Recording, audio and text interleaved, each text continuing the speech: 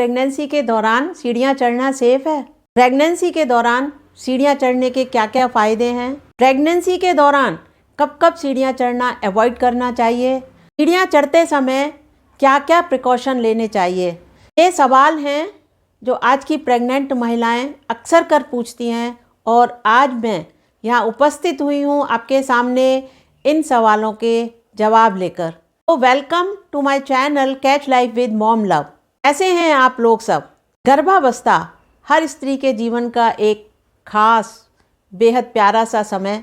इस दौरान बहुत सी एक्टिविटीज़ पर ध्यान देने की ज़रूरत होती है।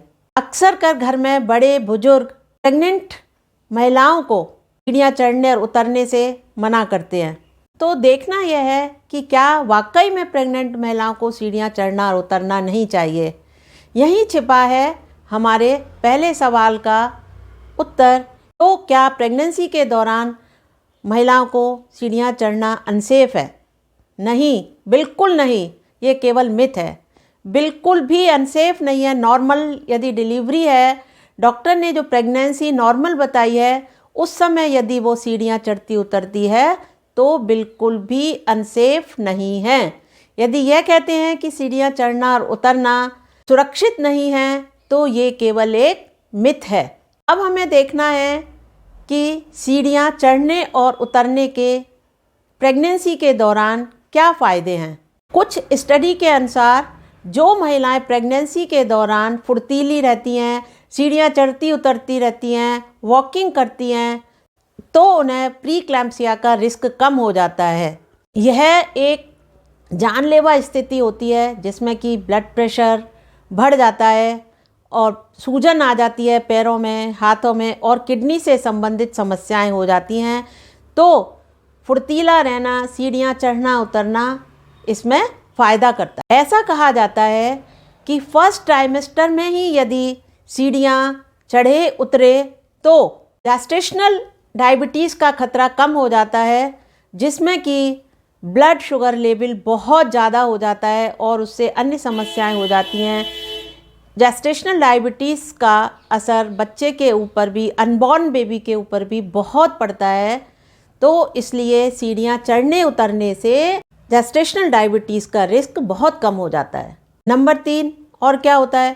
प्रेगनेंसी के दौरान चलने से, सीढ़ियाँ चढ़ने उतरने से यानी एक्टिविटीज़ करने से कमर दर्द और कब्ज की समस्या भी दूर होती है। यानी इससे सूजन, पेट फूलने की बीमारी भी दूर होती है। माँ स्वस्थ रहेगी तो बच्चा खुद ब खुद स्वस्थ रहेगा। इसलिए यदि नॉर्मल डिलीवरी है तो सीढ़ियाँ चढ़ने उतरने के ये फ़ायदे हैं। अब हमारा तीसरा क्वेश्चन आता है कि सीढ़ियाँ चढ़ना और उतरना कब अवॉइड करना चाहिए। अगर पहले मिस कैरेज की हिस्ट्री है तो सीढ़ियाँ नहीं उतरनी चढ़नी चाहिए। अरे आप सोचेंगे कि क्या सीढ़ियाँ चढ़ने से मिस कैरेज होता है? नहीं नहीं, रुकिए रुकिए, मिस कैरेज नहीं होता है। लेकिन यदि पहले आपके मिस कैरेज हो चुके हैं तो मिस कैरेज के चांस बढ़ जाते हैं। इसलिए कहते हैं कि मिस कैरेज की हिस्ट्री होने पर सीढ़ियाँ नहीं चढ़िए, नहीं उतरिए। यदि आपको ब्लीडिंग हो जाती है, पेट में ऐंठन सी महसूस होती है, तो भी आप सीढ़ियाँ चढ़िए या उतरिए नहीं। यदि आप गिडीनेस यानी चक्कर जैसी समस्या से गुजर रहे हैं तो भी आप सीढ़ियाँ नहीं चढ़िए, नहीं उतरिए, क्योंकि आपके गिरने के चांस बहुत रहेंगे। और गिरने पर क्या होगा? आपको चोट लगेगी तो आपके अंदर जो बेबी है उसको भी चोट लगने के चांस रहेंगे। इसलिए सीढ़ियाँ, गिडीनेस की स्थिति में सीढ़ियाँ ना तो चढ़िए ना उतरिए, यानी अवॉइड करिए। यदि लेस सर्वाइकल लेंथ है और गर्भवती महिला पहले सर्वाइकल स्टिचेस की प्रोसीजर से गुजर चुकी है तो भी सीढ़ियाँ चढ़ने के लिए मना किया जाता है। यदि IVF प्रेगनेंसी है, प्रेशस प्रेगनेंसी है, तो भी सीढ़ियाँ चढ़ने और उतरने के लिए मना करते हैं। यदि प्री टर्म डिलीवरी के चांस हैं तो भी सीढ़ियाँ चढ़ने उतरने के लिए बिल्कुल मना किया जाता है। प्लेसेंटा प्रीविया है, यानी कि प्लेसेंटा नीचे की तरफ है, तो भी सीढ़ियाँ चढ़ना और उतरना अवॉइड करना है। होता क्या है, जैसे जैसे आपका पेट बढ़ने लगता है, वैसे वैसे ही वजन बढ़ने का दबाव आप महसूस करने लगती हैं। इससे आपको क्या होता है, चक्कर आ सकते हैं, सीढ़ियों से गिर सकती हैं। इसलिए लास्ट ट्राइमेस्टर में सीढ़ियाँ हमेशा अवॉइड करनी चाहिए। यदि आपके पैरों में सूजन है और सीढ़ियाँ चढ़ते समय आप अपने पैरों में और अधिक दबाव महसूस कर सकती हैं, ऐसी स्थिति में सीढ़ियाँ चढ़ना उतरना अवॉइड कीजिए, क्योंकि सूजन और बढ़ सकती है। लास्ट ट्राइमेस्टर में क्या होता है कि सीढ़ियाँ चढ़ते उतरते समय आपकी सांस फूल सकती है। इसका मतलब क्या हुआ कि आपको ऑक्सीजन कम मिल रही है, और जब ऑक्सीजन कम मिल रही है तो बच्चे पर भी इसका नेगेटिव असर आएगा। तो लास्ट ट्राइमेस्टर में जबकि आपकी सांस फूलने लगती है तो उस समय भी सीढ़ियाँ अवॉइड कीजिए। यानी गर्भावस्था के शुरू में यदि गिड्डीनेस की प्रॉब्लम नहीं है तो क्या होता है कि उस समय बॉडी में संतुलन बना रहता है, तो आप सीढ़ियाँ चढ़ उतर सकती हैं। लेकिन लेटर स्टेज में थर्ड ट्राइमेस्टर है, उसमें क्या होता है, पेट बढ़ जाता है, बॉडी का वजन बढ़ जाता है, तो ग्रेविटी ऑफ सेंटर भी शिफ्ट हो जाता है।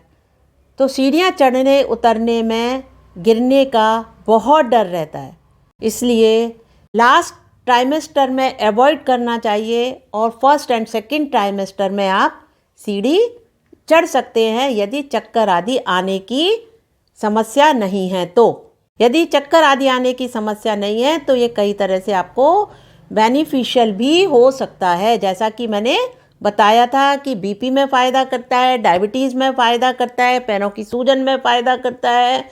यदि आपको गिड्डीनेस फील नहीं करते हैं तो यदि हमें सीढ़ी चढ़नी ही पड़ रही हैं, ज़रूरी है सीढ़ी चढ़ना, हमारा घर ऊपर है, तो हमें क्या क्या प्रिकॉशन लेने हैं यह देखना है। होता क्या है कि जब वेट बढ़ जाता है, पेट बढ़ जाता है, कमी आपकी बढ़ जाती है, तो सीढ़ियाँ दिखना बंद हो जाती है। इसलिए सीढ़ियाँ चढ़ते समय रेलिंग को पकड़ें, एक एक करके बहुत ध्यान से सीढ़ियाँ चढ़ें और उतरें। ये हमें प्रिकॉशन लेना है, और भी बहुत प्रिकॉशंस हैं, वो मैं एक एक करके आपको बताती हूँ। कई बार क्या होता है, सीढ़ियाँ स्लिपरी होती हैं, हमारे जो फुटवेयर हैं जो हमने पहने हुए हैं वो स्लिपरी होते हैं।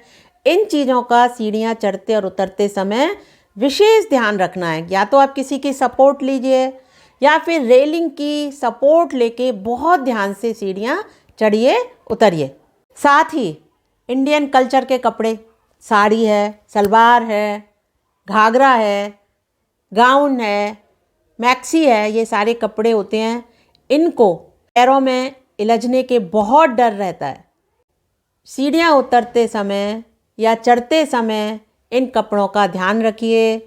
एक हाथ से रेलिंग पकड़िए तो एक हाथ से इन कपड़ों को ऊंचा करके चढ़ सकते हैं, यानी अवॉइड ही कर दीजिए। यदि चढ़ना ही है तो प्रिकॉशन लेना बहुत ज़रूरी है। आप किसी की सपोर्ट से चढ़ सकते हैं, या ऐसे कपड़े ना पहन के दूसरे टाइट कपड़े पहन सकते हैं। लूज़ कपड़े ना पहन के टाइट कपड़े पहन के सीढ़ियाँ चढ़िए। तो ये थे हमारे प्रिकॉशन कि किस तरह से सीढ़ियाँ चढ़नी है। नॉर्मल डिलीवरी है तो कोई दिक्कत नहीं है, आप सपोर्ट ले सकते हैं, सीढ़ियाँ चढ़ और उतर सकते हैं। लेकिन यदि जैसा मैंने कॉम्प्लिकेशंस बताए हैं कि यदि ये कॉम्प्लिकेशंस हो तो स्वाभाविक है कि डॉक्टर ने भी आपको बेड रेस्ट ही बताया होगा, तो सीढ़ियाँ चढ़ने और उतरने का कोई सवाल ही नहीं उठता है। हमारे बड़े बुजुर्ग जो कहते हैं, इन चीज़ों में आप अंतर ना कर पाएँ कि प्रेशस डिलीवरी है कि डिफ़िकल्ट डिलीवरी है कि नॉर्मल डिलीवरी है, तो वो एक साथ कह देते हैं कि सीढ़ियाँ चढ़ना उतरना नहीं है। अदरवाइज़ नॉर्मल डिलीवरी है तो कोई कॉम्प्लिकेशंस नहीं है, तो सीढ़ियाँ चढ़ने और उतरने में कोई प्रॉब्लम नहीं है। और जो यह कहा जाता है कि सीढ़ियाँ चढ़ना उतरना रिस्की है, तो वो बिल्कुल भी नहीं है, ये केवल एक मिथ है। हाँ, कॉम्प्लिकेशंस हैं तो अवॉइड कीजिए, या फिर जो प्रिकॉशंस बताए हैं उनके साथ सीढ़ियाँ चढ़िए उतरिए और अपनी प्रेगनेंसी टाइम को एंजॉय करिए, हेल्दी रह के और हैप्पी रह के।